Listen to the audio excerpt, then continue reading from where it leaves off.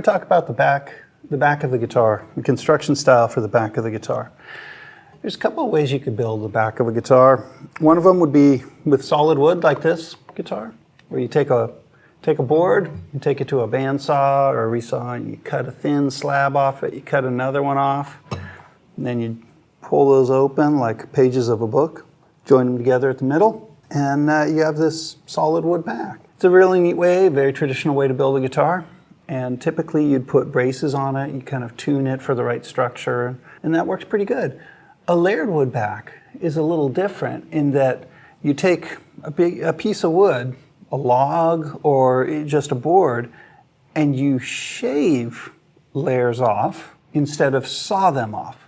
Now what happens when you use a fixed, almost like a giant razor blade, when you shave a piece off like that, you don't lose any of the wood into sawdust. And typically you can only cut a very thin layer. So we cut veneers like that.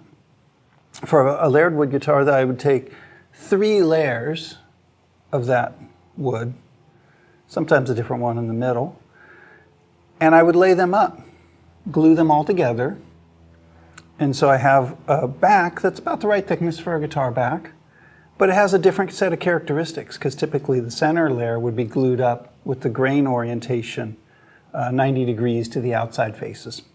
Now when you do that, it gives you a couple of other opportunities.